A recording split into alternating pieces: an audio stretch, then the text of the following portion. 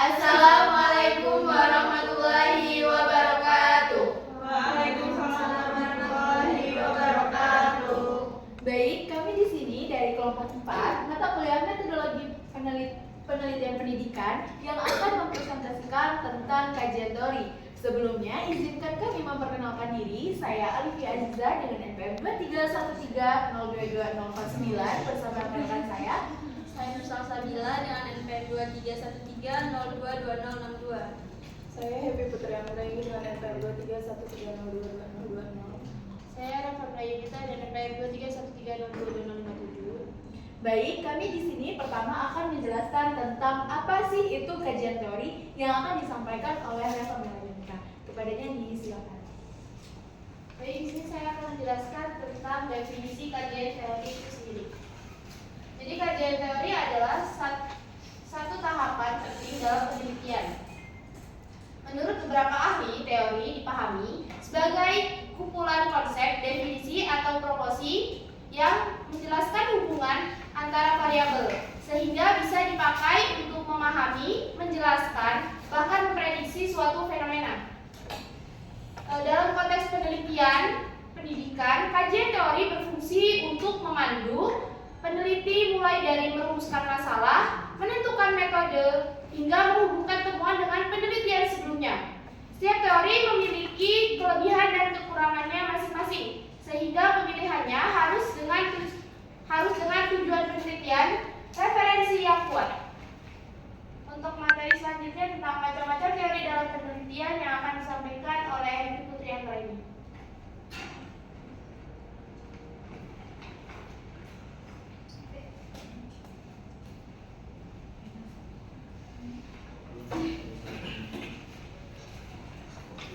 Jadi di sini saya akan menyampaikan macam-macam teori dalam penelitian. Nah, di dalam menentukan kajian teori, kita memiliki 3 macam teori. Yang pertama ada teori yang deduktif, teori yang induktif, dan teori yang fungsional. Sebelum itu, selanjutnya yaitu ada fungsi kajian teori dalam memperkuat landasan penelitian. Yang pertama, teori berfungsi sebagai paradigma di mana peran teori menjadi sangat penting dalam membantu pemahaman desain riset. Yang kedua, teori berperan sebagai lensa yang memungkinkan pemahaman lebih dalam terhadap kondisi atau fakta yang sedang diselidiki dalam penelitian. Yang ketiga, teori dianggap sebagai pengetahuan yang berkembang dari hasil penelitian.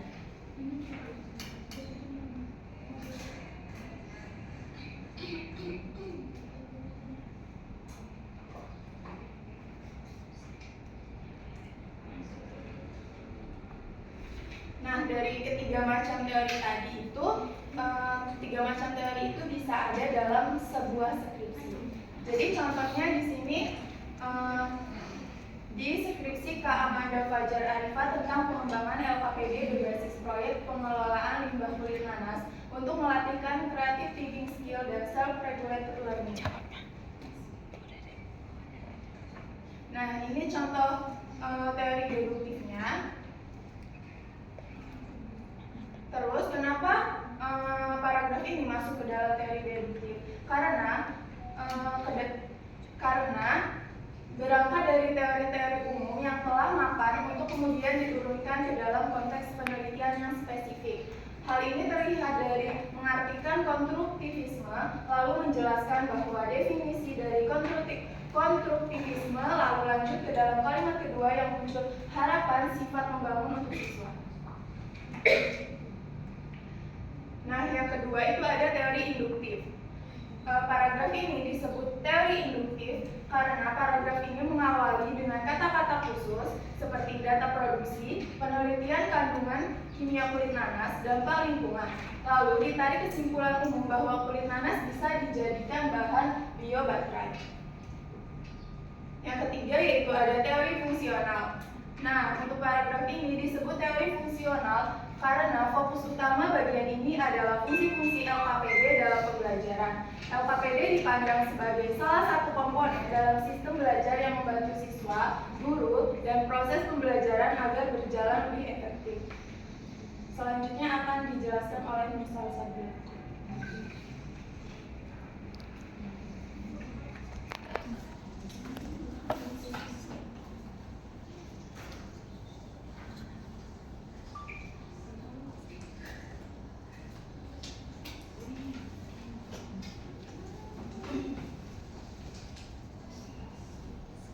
selanjutnya ada fungsi kajian teori dalam memperkuat landasan penelitian. Poin pertama, teori berfungsi sebagai paradigma, di mana peran teori menjadi sangat penting dalam membantu pemahaman desain riset. Maksudnya itu teori memberikan pemahaman riset. Terus yang kedua itu teori berperan sebagai lensa yang memungkinkan pemahaman lebih dalam terhadap kondisi atau fakta sedang diselidiki dalam penelitian. Jadi yang nomor 2 itu memberikan pemahaman lebih dalam terhadap kondisi atau fakta yang sedang diselidiki saat itu. Lalu yang ketiga itu ada teori dianggap sebagai pengetahuan yang berkembang dari hasil penelitian.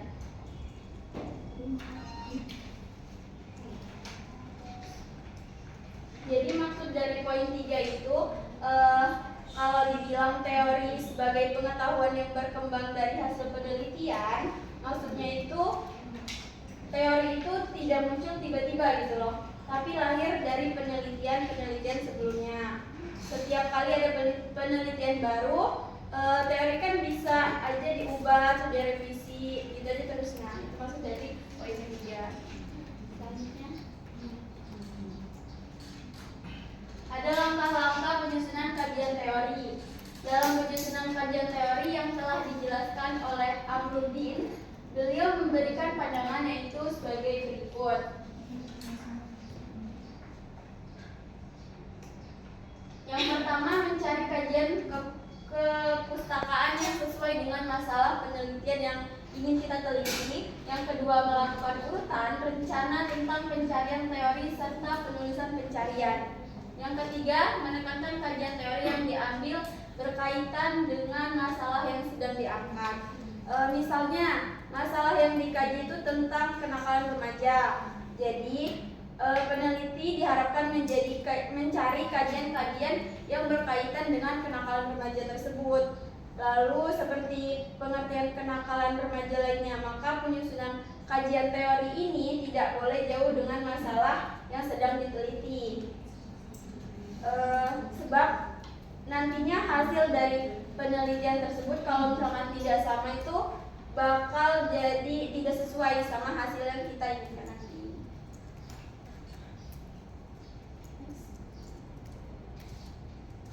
Selanjutnya ada kaidah pengutipan dalam karya tulis ilmiah. Nah, di sini ada kutipan langsung. Kutipan ini merupakan kutipan yang ditulis berdasarkan penerjemahan atau interpretasi sebuah sumber bacaan yang selanjutnya ditulis dengan bahasa dan gaya penulis.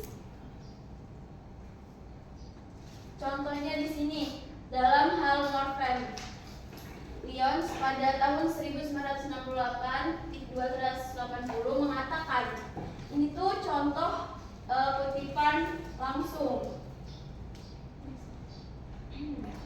Nah, kalau kutipan tidak langsung itu berdasarkan penerjemahan atau interpretasi sebuah sumber bacaan yang selanjutnya ditulis dengan bahasa dan gaya penulis. Contohnya seperti ini. Jadi kalau misalkan kutipan tidak langsung itu, kita nih dapat jurnal, terus kita ada kutipan itu kan, kutip jurnal sumbernya itu.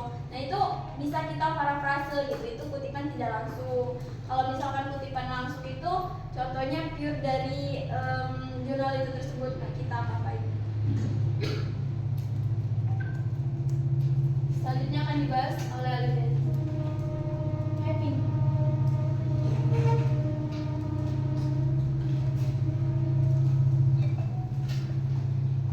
Di sini saya akan menyampaikan studi kasus 1. Jadi isi dari studi kasus 1 ini mengenai bagaimana sih cara kita menentukan kajian teori.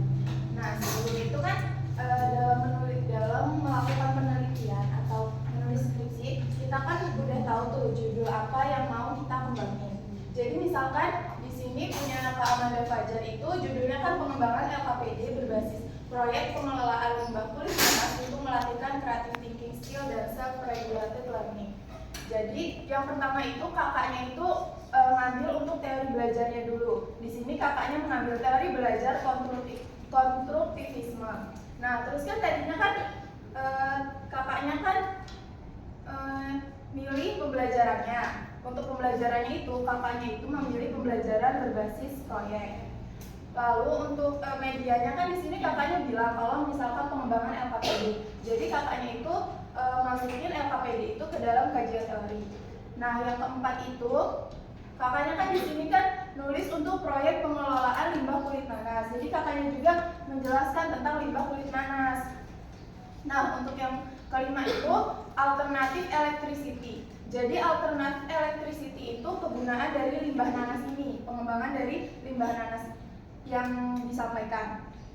Yang keenam itu ada creative thinking skill. Kan di sini disebutkan apa sih gunanya pembelajaran yang akan diterapkan. Itu kan tentang proyek pengelolaan limbah kulit nanas. Nah, tujuannya kan untuk melatihkan creative thinking skill. Jadi kakaknya itu masukin creative thinking skill itu apa? Begitupun dengan self regulated learning. Nah, untuk studi kasus yang kedua juga sama. Kalau di sini kan judulnya pengaruh penerapan model problem based learning terhadap keterampilan berpikir kritis dan self efisiensi peserta didik. Nah, untuk dari judul kan katanya udah jelas ya, pengaruh penerapan model pembelajaran problem based learning. Jadi kakaknya itu masukin teori tentang model pembelajaran problem based learning. Yang kedua itu kan ada keterampilan berpikir kritis. Jadi kakaknya masukin juga tuh apa itu keterampilan berpikir kritis. Untuk selanjutnya itu adalah self efisiensi. Nah, kakaknya juga masukin self efisiensi itu apa. Terus untuk teori belajar juga dia pakai teori konstruktivisme. Untuk studi kasus yang ketiga juga sama. Untuk penelitian itu kan Rosa Amanda Putri. Nah, judul skripsinya kan pengembangan instrumen assessment for learning pada pembelajaran fisika berbasis masalah untuk mengukur keterampilan berpikir kritis peserta didik. Nah, di sini kan jelas instrumennya assessment for learning. Jadi kakaknya membahas assessment for learning. Lalu yang kedua itu model pembelajarannya kan PBL. Jadi kakaknya masukin model pembelajaran PBL itu apa? Untuk yang ketiga itu akan ada untuk mengukur keterampilan berpikir kritis. Kakaknya masukin tuh keterampilan berpikir kritis itu nantinya itu penjelasannya itu gimana. Nah, terus kakaknya juga masukin fakta-fakta perubahan lingkungan karena nanti kakaknya itu akan meneliti tentang perubahan lingkungan seperti itu. Untuk materi selanjutnya akan disampaikan oleh Alifia.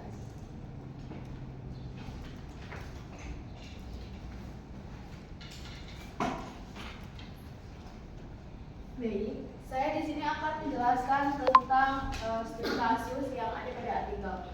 Sebelumnya saya akan merujuk kepada satu jurnal bahwa di sini menjelaskan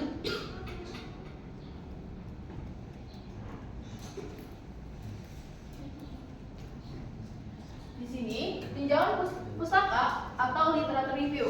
Nah, untuk bagian teori itu kan masuk ke literatur review ya atau tinjauan pustaka. Nah, merupakan salah satu bab yang hampir selalu ditemukan dalam sebuah proposal penelitian dan laporan penelitian, termasuk skripsi, tesis, dan juga disertasi. Namun, tinjauan pustaka ini tidak ditemukan dalam sebuah artikel jurnal ilmiah ataupun proceeding seminar ilmiah. Dan fungsi tinjauan pustaka di sini diambil alih oleh bagian pendahuluan. Nah, di sini saya ingin menjelaskan bahwa kajian teori dalam sebuah artikel ataupun jurnal itu tidak ada. Adanya dia masuk ke dalam bagian pendahuluan. Dan juga ada di TKA cara penulisan artikel. Di bagian pendahuluan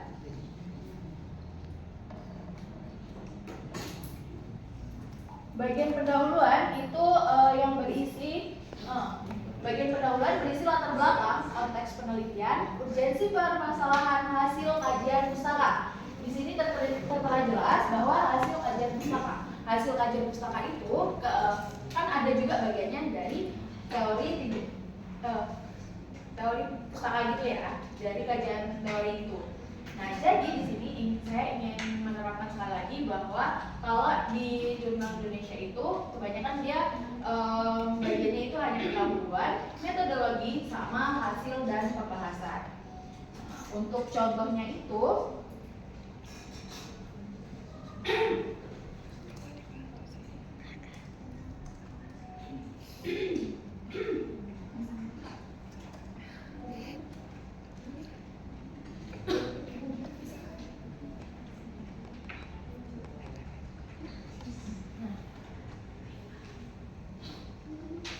untuk studi kasusnya itu dalam ini.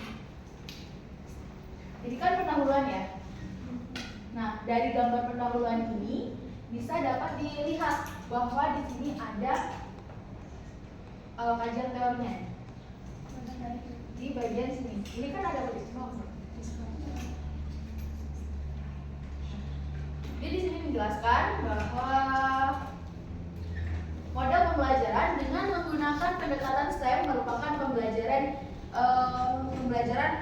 kontekstual. Ini kan kutipan. Kalau kutipan kayak gini, ini kan juga termasuk dalam definisi. Kalau definisi itu kan adalah teori. Nah, ini diambil dalam bagian pendahuluan artikel. Sampai sini paham? Next ke dalam format penulisan.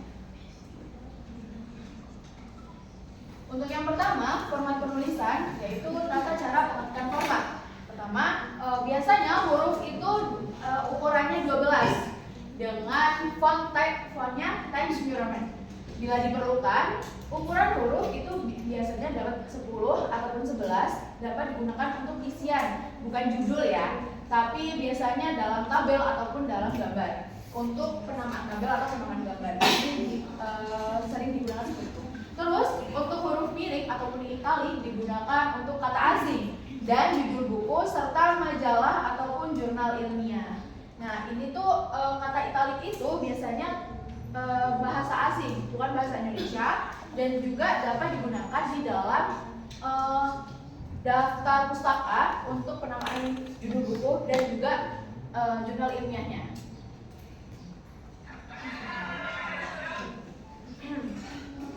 Selanjutnya yaitu format penulisan judul bab dan juga subbab.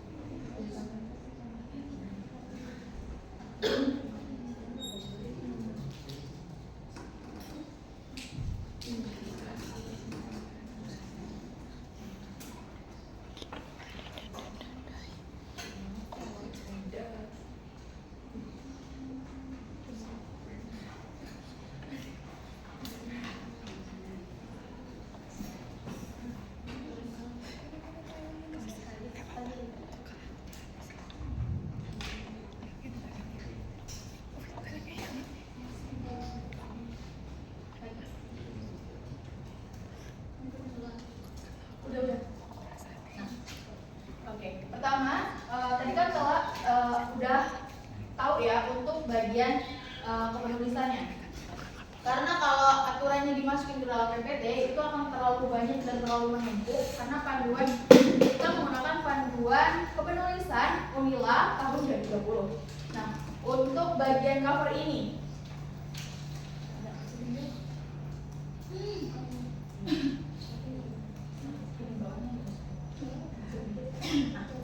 jadi biasanya kalau cover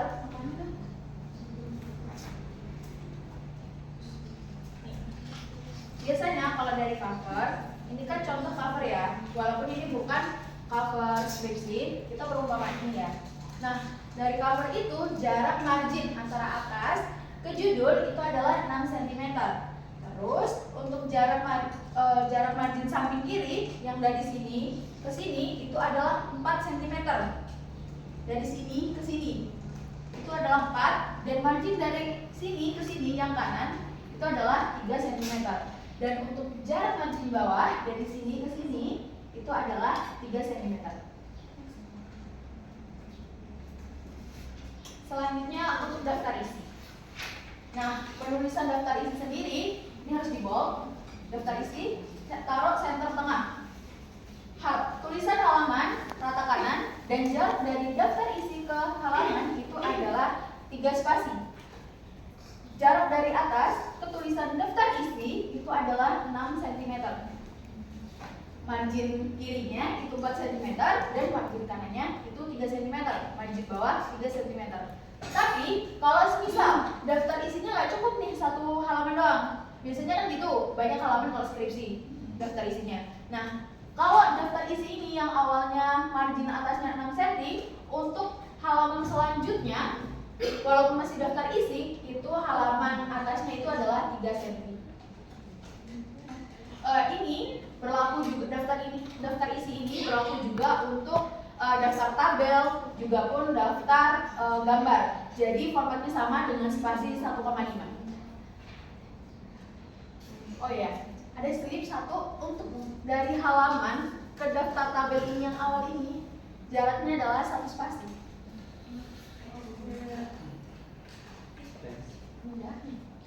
Untuk daftar tabel sama daftar gambar sama ya.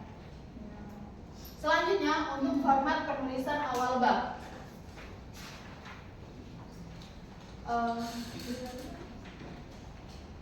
Nah, untuk format penulisan awal bab, dia dari atas itu sama biasanya dari sini ke sini itu adalah 6 cm dan dari pendahuluan ke latar belakang itu 4 spasi, dari latar belakang ke sini itu 1 spasi. Jadi dari subbab ini ke paragraf itu adalah 1 spasi. Beda lagi kalau dari paragraf ke subbab itu 3 spasi. Paham? Oke. Next view. Itu berlaku untuk semua bab ya, kayak bab 1, bab 2, bab 3. Jadi penulisannya seperti itu. Nah, selanjutnya itu adalah daftar pustaka. Daftar pustaka itu sama, margin atasnya itu 6 cm. Terus jarak dari kata daftar pustaka ke dapus yang paling awal itu adalah 4 cm atau 4 spasi. Oke, contohnya misal dari daftar isi ini, daftar pustaka ini dari atas ke tulisan daftar pustaka itu adalah 6 cm dan dari daftar pustaka ke dapus yang paling awal ini itu adalah 4 spasi.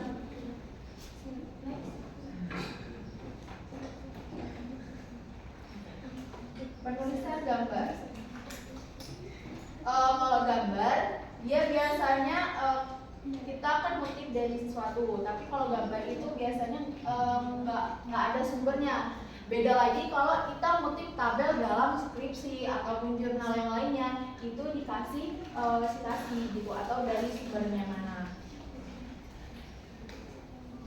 Untuk gambar sendiri, cara penulisan gambar itu diketik tanpa tanda petik di tengah-tengah, biasanya di tengah-tengah ini. Tergantung posisinya. Kalau semisal ini kan nama gambarnya kan pendek ya, jadi bisa dia ditaruh tengah-tengah. Beda lagi kalau dia nama gambarnya itu panjang. Nah, kalau nama gambarnya itu panjang, dia biasanya rata kiri. Terus semisal ininya panjang banget gitu, nggak cukup kalau laju terus gitu, ditaruhnya di bawah contoh lanjutannya. Oke? Untuk gambar sendiri biasanya itu cara penomorannya itu misal dari bab 1 sampai bab terakhir itu nggak pakai, kalau dari panduan karya tulis ilmiah Unila 2020 itu biasanya langsung ke, kalau gambar pertama yaitu gambar 1, selanjutnya gambar 2, gambar 3, gambar 4 gitu. Walaupun dia beda bab. Oke, next view. Untuk tabel. Nah, untuk tabel sendiri itu dia rata kiri di atas. Kalau tadi gambar itu dia di bawah kan. Nah, spasinya biasanya kalau gambar itu spasi dari jarak ini ke sini itu adalah 3 dan ini pun sama. Iya 3. Jadi 3 spasi ya. Kalau 2 spasi. Oke, maaf. 2 spasi ya. Nah, kalau untuk tabel sendiri dia kan kanan kiri. Tabel 2. Nah, kalau gambar itu di bold, tabel pun juga di bold. Ininya di bold, tapi namanya itu tidak di bold. Dia letak kiri, tulisan skala liter pada angka uji validasi expert.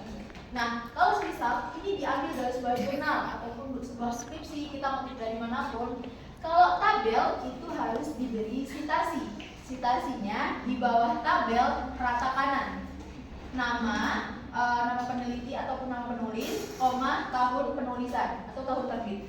Misal, kalau ngambil dari skripsinya, misalnya ya, Nur Salsabila tahun 2025.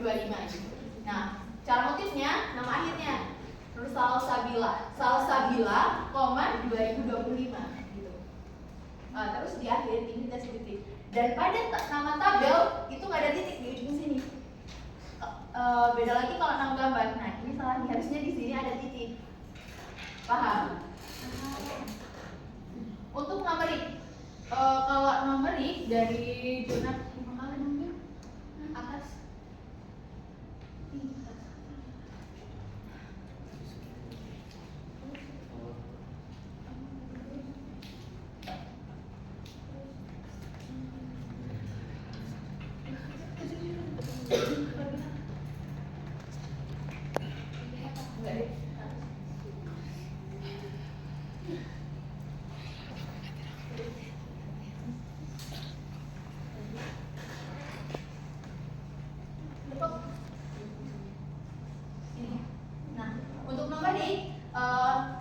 kemarin kan juga sempat disinggung nih, kalau dari 1.1 gitu, apakah itu akan menjauh ke dalam ataupun rata, ya kan?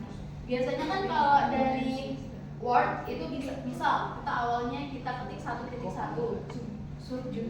subjudul gitu ya, terus kita enter buat 1.1.1, itu kan otomatis menjauh ke dalam itu kan. Nah, sebenarnya itu benar, cuman kita efisiensi karena kalau misal subjudul dalam subjudul itu kita banyak, kita nanti akan tersisa sedikit dong kalau maju gitu. Nah, makanya kalau dari buku panduan penulisan Unila 2030 dia itu diratakan ini. Jadi dari 1.1 terus 1.1 lagi. Nah, itu rata kiri. Mungkin itu presentasi dari kami. Kami ucapkan terima kasih. Bagi yang ingin bertanya, silakan. Ya, baik, sebelumnya terima kasih. Kami bisa memperkenalkan diri. Saya Nita Rafiani yang ada dari 10. Saya izin bertanya. Jadi tadi saya sudah dijelaskan dan di makalah juga ada kalau ada 3 macam teori dalam penelitian. Ada teori deduktif, teori induktif, sama teori fungsional. Nah, untuk kelompok kalian, di antara ketiga teori ini yang paling relevan atau yang paling cocok dipakai untuk penelitian pendidikan itu teori apa dan kenapa alasannya? Ada lagi?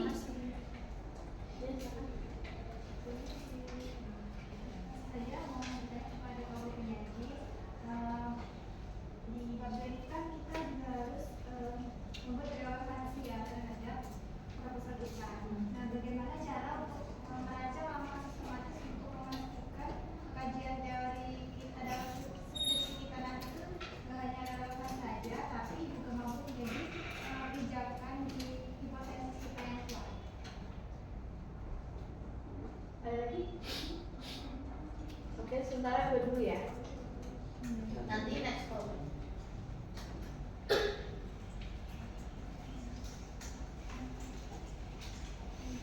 Oke, pertama saya akan menjawab pertanyaan Ika. Bahwa ada 3 kajian teori, yaitu deduktif, induktif, sama fungsional.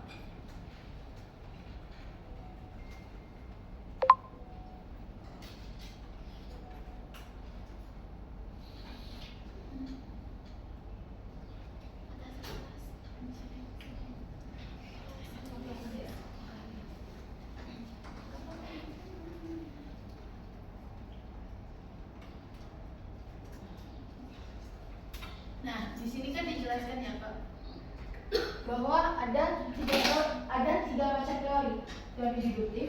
Nah, teori deduktif ini biasanya itu isinya itu tentang pengetahuan mendasar. Kayak misal kita ambil judul tentang PJBL gitu ya. Otomatis kita harus tahu dong PJBL itu apa. Dan PJBL itu kan udah umum nih. Kita udah tahu, banyak yang tahu. Bahkan tanpa mengutip dari jurnal ataupun buku, kita juga tahu kan. Definisi dari PJBL itu adalah proses pembelajaran berbasis project gitu kan. Nah, itu kan tanpa motif kan, dan itu definisi gitu. Itu masuknya ke deduktif. Berarti itu juga penting kan. Nah, jadi biasanya itu dalam kajian teori dari teori itu, kajian teori di bab 2 itu ada tiga-tiganya. Nah, yang kedua, ini kan yang deduktif tadi. Menurutmu deduktif itu kan penting ya Kak ya? Menurut kita, deduktif itu penting. Jadi tetap masuk gitu. Nah, terus yang kedua itu ada induktif. Nah, induktif ini biasanya memberikan keterangan dari data ke arah teori. Nah, biasanya itu tuh diambil dari ngutip dari sebuah penelitian sebelumnya. Dan sebelumnya kita kalau ini kan ada kita ngutip nih, cari tahu pendahuluan apa? Yang penelitian pendahulunya kan kita mau ngembangin ataupun kita eksperimen, pastinya kita juga nyari tahu nih, ini udah dikembangin belum, ini udah dieksperimenin belum, kira-kira kalau kita eksperimenin gimana gitu. Nah, biasanya di sini itu dia diambil dari sebuah kutipan.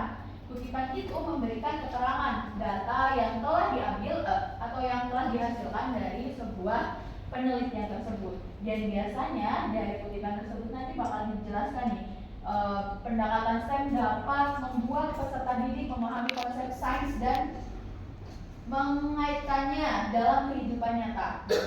Jadi kayak gini, dia itu kutipan tapi dia mengaruh ke dalam kehidupan nyatanya, atau lebih ke nanti yang bakal kita terapinnya itu gimana gitu, ke penelitian kita nantinya gitu. Next. Nah, teori fungsional. Teori fungsional sendiri itu tuh teori yang dapat memunculkan fungsi dari penelitian kita itu gimana nantinya. Apa sih fungsinya kita neliti gitu. Nah, itu nanti bakal ada di beberapa paragraf. Nah, contohnya itu di sini.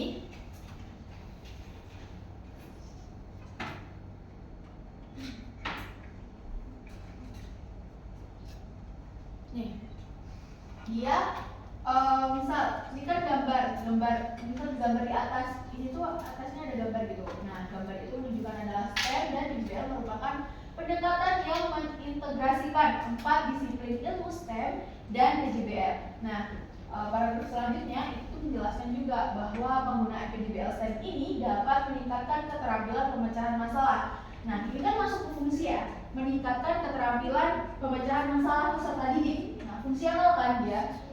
Otomatis kita butuh dong yang seperti itu. Dan terus menggabungkan STEM dengan PJBL akan membuat peserta didik terlibat secara maksimal dalam proses pembelajarannya. Karena PJBL STEM merupakan menekankan pada perancangan dan pengembangan suatu proyek yang menghasilkan peserta didik menjalin setiap proses dari STEM itu sendiri. Nah, di sini fungsi yang di sini itu menjelaskan dalam penelitian kita langsung nanti fungsi untuk dampak yang ditimbulkan ketika kita setelah melakukan penelitian itu. Di sini kan dijelaskan tadi untuk mengharuskan peserta didik, dampak untuk peserta didiknya. Jadi entah itu untuk peserta didik, untuk masyarakat ataupun lingkungan sekitar di mana kita akan meneliti nanti. Jadi memang tiga-tiganya itu biasanya masuk semuanya ke dalam teori. Apakah sudah? Terima kasih. Sama-sama.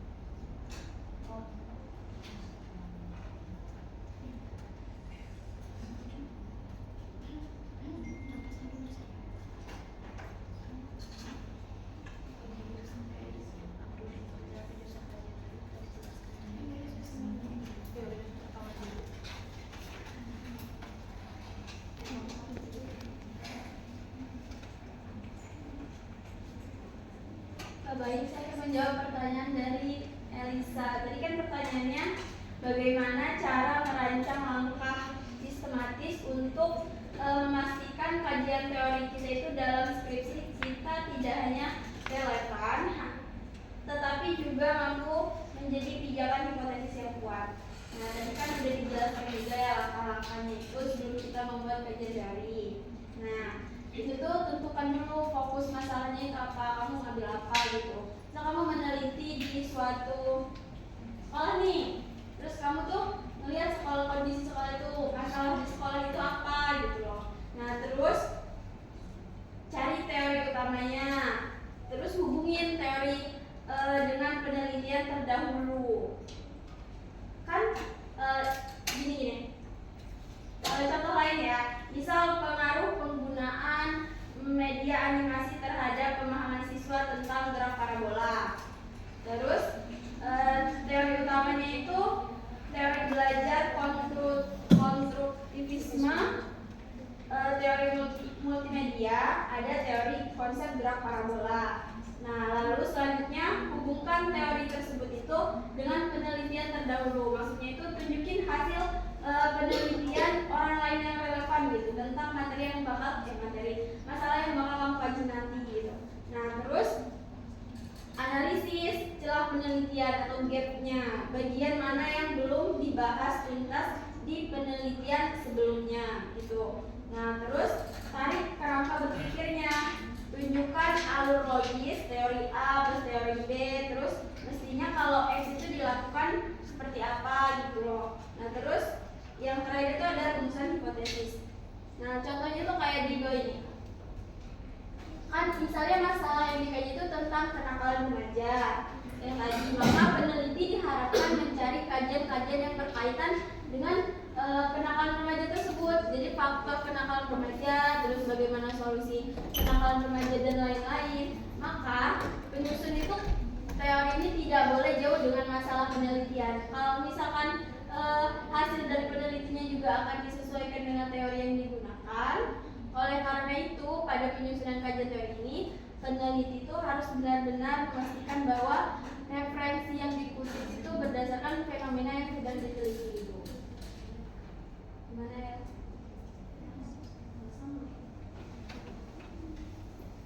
Baik, kita lanjut ke cermin kedua. Apakah ada yang ingin bertanya lagi?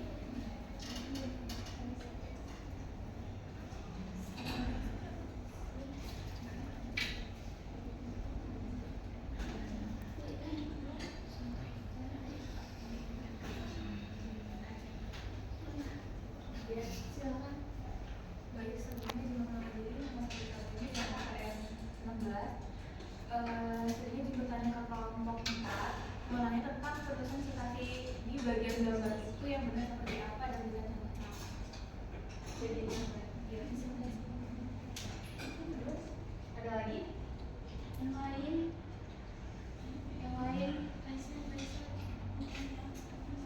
Lewatnya Kalita. Oke, izin bertanya. Tadi kan disampaikan kalau kajian teori itu menjelaskan variabel-variabel dari penelitian yang variabel-variabel penelitian kita. Nah, gimana kalau misalkan variabel yang kita mau itu kita nggak ketemu sumbernya gitu. Nah, boleh nggak sih di dalam skripsi itu ada batasan nggak kita tuh harus nyantumin citasi atau enggak gitu. Jadi boleh nggak dalam misalkan satu paragraf kita nggak nyantumin citasi sama sekali. maksudnya kayak ya ngambil konsep secara berpikir kita sendiri tanpa ada lapisannya.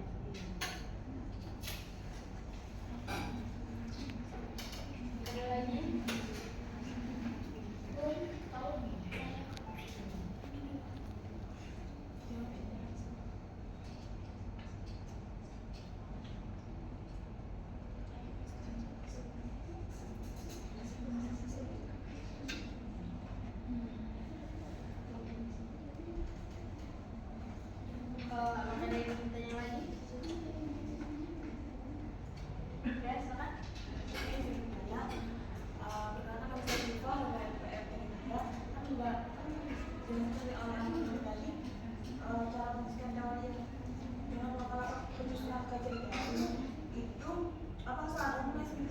mahasiswa menyusun kajian teori. Gimana? Coba lebih jelas. Apa kesalahan umum yang sering terjadi saat mahasiswa menyusun kajian teori?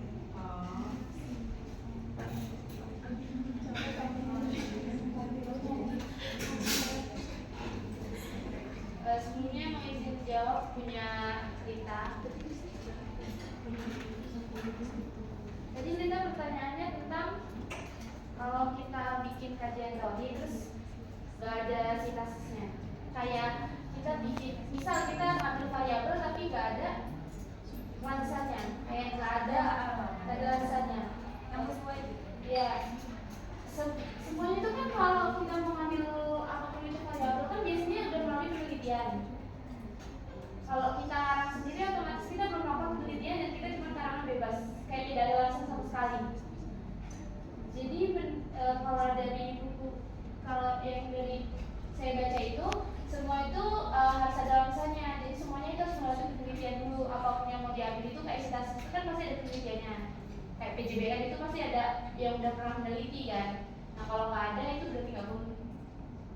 Ya mungkin kalau hanya beberapa kata gitu, bukan kayak kamu ngambil PBL itu tapi kamu nggak nemu ini sama sekali, berarti kan kamu harus melakukan penelitian dulu buat bisa tahu apa itu PBL itu sebenarnya kayak gimana, biar kamu tuh bisa menyatukan status yang menurut kamu cocok gitu.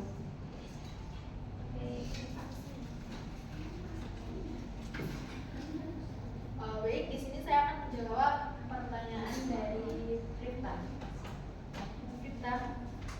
Nah, tadi tanya tentang sitasi ataupun pengutipan sumber dari sebuah gambar ya. Nah, setelah kita mencari kita baca di buku panduan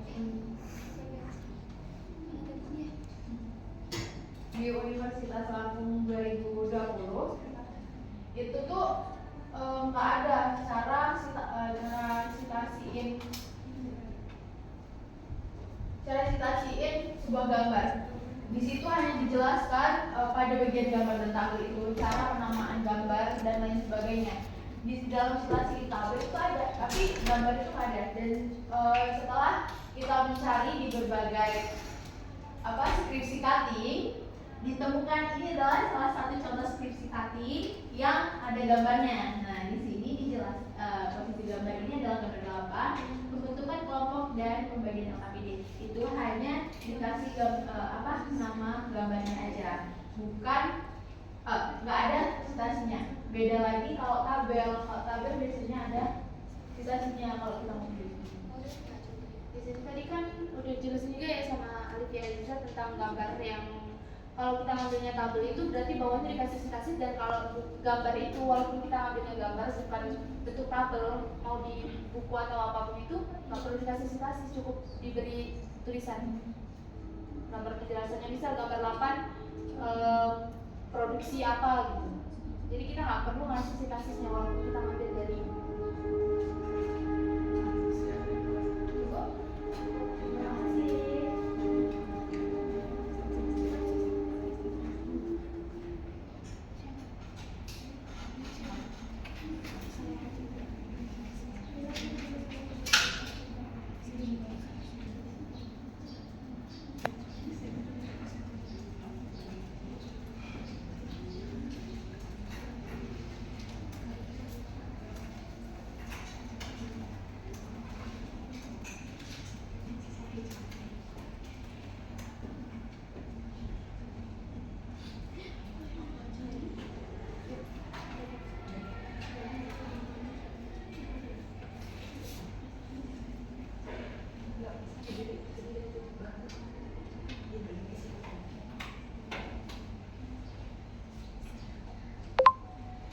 Sebelumnya saya izin menjawab pertanyaan dari Pak Ul. Jadi kan tadi kan ditanyain apa saja sih kesalahan mahasiswa dalam menyusun kajian teori. Nah kalau itu kan mungkin kan bisa ditanyain sama mahasiswanya, tapi di sini ada beberapa kesalahan dari mahasiswa dalam menyusun kajian teori. Nah yang pertama itu dia itu kajian teorinya itu terlalu luas atau tidak fokus. Misalkan nih, kita kan bahas judulnya, coba Judul ya.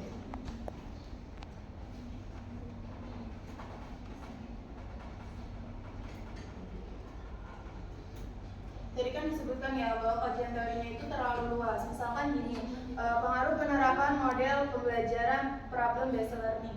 Nah, di dalam kajian teorinya itu kita langsung masukin aja tuh model pembelajaran problem based learning itu apa. Jadi nggak usah kayak misalkan nih, misalkan 2.1 model pembelajaran, terus nanti dikembangin lagi model pembelajaran problem based learning, itu kan terlalu bertele-tele. Jadi langsung aja ke model pembelajarannya apa.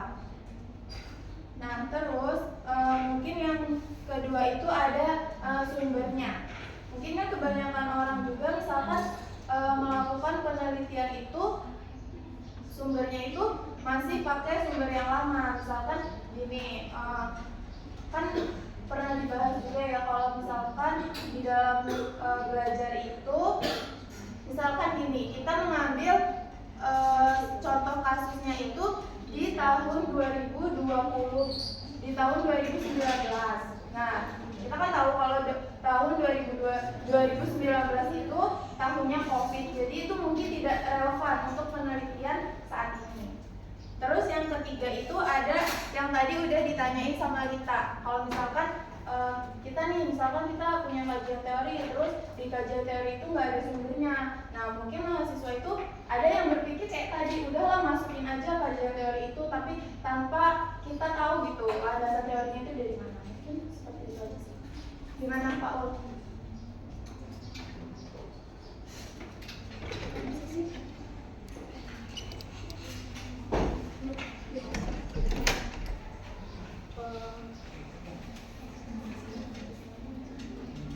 Sebelumnya maaf untuk pertanyaan Rita tadi.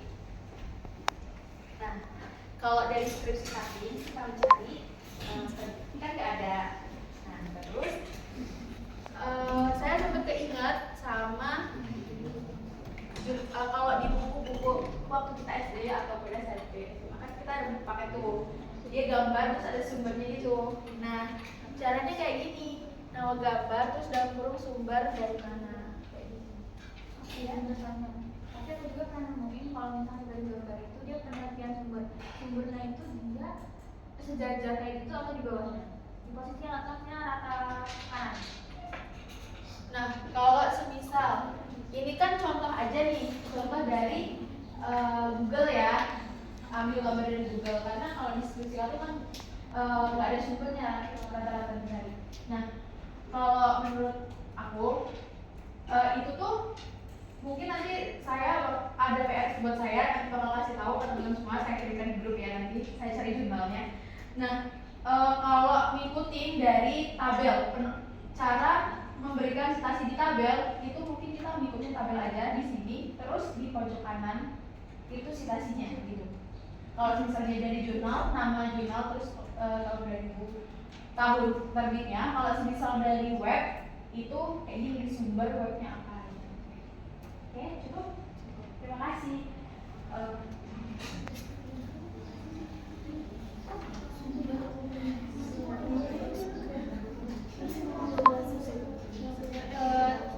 Sebelumnya mau mengulang jawaban buat Elisa, menambahkan. Izin ya, tadi kan Elisa kan nanya bagaimana cara merancang langkah-langkah sistematis untuk memastikan kajian teori dalam skripsi kita tidak hanya relevan, tetapi juga mampu menjadi pijakan hipotesis yang kuat. Nah, di sini ada nih kayak kerangkanya gitu, cara kita menyusun kajian teori biar dia itu lebih relevan.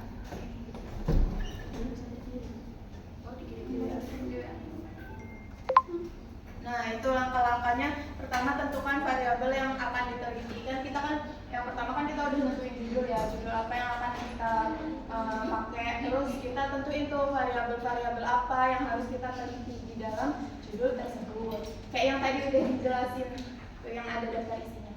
Terus yang kedua itu mencari sumbernya itu dari buku, jurnal, atau kamus atau laporan ke penelitian.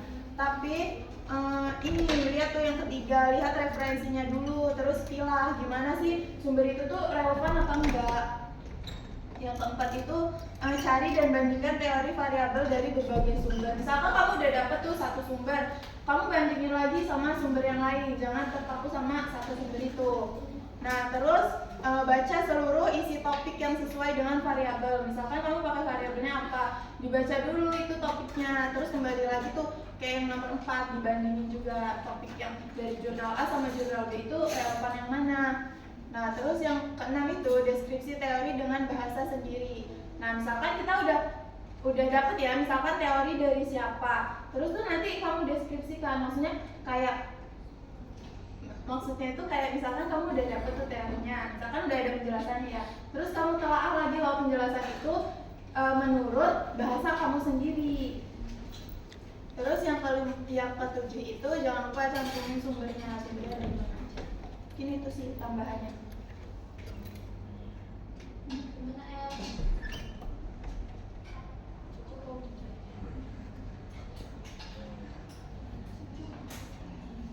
Ada tambahan? Yang poin 4 kan kita dari sumber kayak berbeda itu ya, mencari yang mana yang relevan. Kan biasanya di masing-masing dia kan ada perbedaan pendapat tuh. Tapi kayak masih satu konsep. Nah itu kita tuh gimana bisa menentukan kayak gitu deh. Ya, kalau menurut saya itu lebih ke banyaknya, kan pasti jurnal itu banyak kayak ngebahas, dan nggak mungkin semuanya itu beda. Pasti ada beberapa, misal ada dari 5 sumber itu 3 yang sama, terus 2 itu yang beda. Nah kamu bisa kayaknya ini yang lebih relevan gitu loh. Dan biasanya kan lebih banyak yang dikutip. Pasti kamu bakal baca jurnal lain atau buku lain atau skripsi yang udah pernah dipakai, kan bisa dibaca kayak oh ternyata ini yang paling relevan. Itu kembali ke diri sendiri.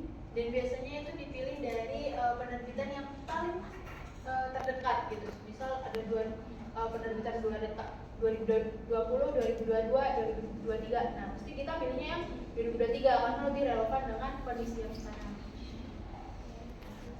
Oke, ada yang bertanya lagi? Sudah. Dan untuk jawaban kita sudah saya cari. Dari itu tuh ternyata peletakan sumbernya, nama gambar di bawah, kata tengah di bawah gambarnya. Itu sumber titik 2, sumbernya apa? Paham nggak? Enggak. Ya. Kalau dari itu kan kalau buat konfirmasi ke budaya ada, soalnya kan rancu ya. Karena dari beberapa sumber yang dapat itu ada yang di lingkungan, ada yang di perasaan, segala macam juga divalidasi supaya nanti buat tugas kita nanti bisa jadi buat dua-duanya benar. Iya. Terima kasih. Ya, silakan. Jadi aku mau bertanya ya, kan ini misal kita mau mengutip kalimat dari suatu jurnal, sedangkan dari jurnal tersebut penulis itu tuh mengutip dari sumber lain. Nah, dari kitanya gimana untuk penulisannya? Sesuai maaf ya, izin menjawab, sesuai yang disampaikan kemarin sama Bu Rere, kita kalau semisal yang dikutip itu jurnalnya masih bisa ditemuin, kita bisa ngutip, bisa nyari jurnal itu dulu. Kayak misalkan biasanya tahun 2022 kayak gitu, Sugiono 2022, terus kita ada kutipan nih, dia ngutip terus kita ngutip kan, cari dulu jurnal yang Sugiono itu. Nah kalau nggak ketemu, misal jurnal itu emang udah nggak ada publishnya, berarti kita bisa pakai yang ini, jadi kutipan dalam kutipan. Tapi diusahakan cari dulu jurnal yang dikutip. Iya.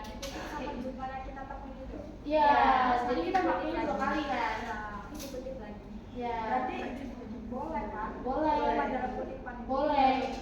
Apalagi kan biasanya kan banyak kan yang publish jurnalnya itu udah nggak ada gitu. Ya. Kayak bisa kita nyari judulnya nggak ketemu, padahal itu baru 2022 gitu, nggak ketemu. Nah itu kan udah nggak ketemu nih, udah ada nyari. Jadi kita tetap boleh pakai kutipan dalam kutipan.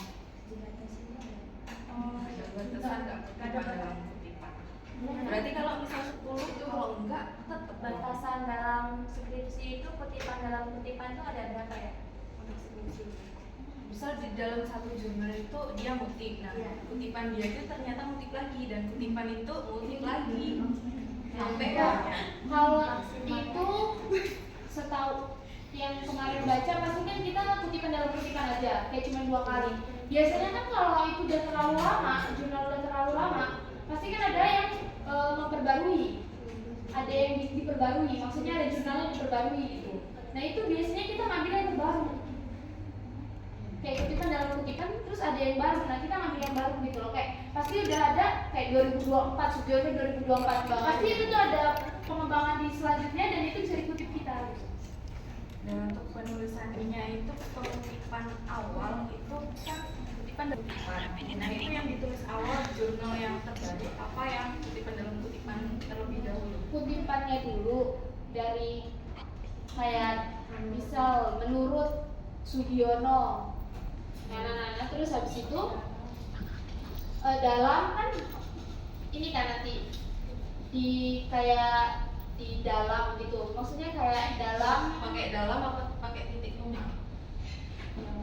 Kalau itu dalam, kalau yang ini dalam terus kutipan yang baru Ada maksudnya bukan titik koma. Soalnya ada beberapa yang ada yang koma. Kalau dari itu sebenarnya tergantung kutipan langsung atau kutipan tidak langsung. Kalau yang pakai dalam itu kutipan tidak langsung. Nah, dari definisi tadi kalau kutipan langsung itu tuh benar-benar plek ketiplek gitu. Nah, kalau kita plek ketiplek itu pakai koma gitu. Kalau pakai dalam itu parafras pakai bahasa kita sendiri. Maksudnya sampai apa tidak gitu. Ya lebih relevan sama materi kita. Gimana sih? Iya. Gimana? Ya.